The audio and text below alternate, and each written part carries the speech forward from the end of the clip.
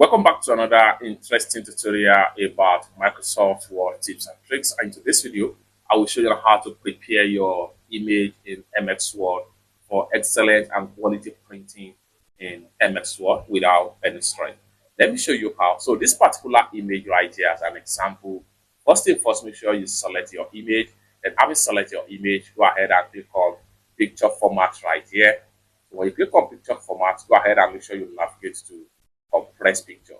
And this is going to pop up right here. Next thing you want to do is to make sure you choose HD right here, which is 300 ppi quality for I. Go ahead and click on these options right here.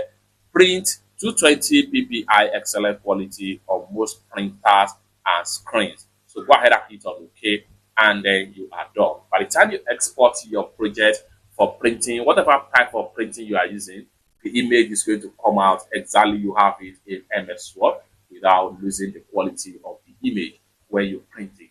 It's that simple. For more useful tutorial, tips and tricks about Microsoft Word like this, consider to subscribe. Thank you so much for watching, and I hope to see you in my next video. Bye for now.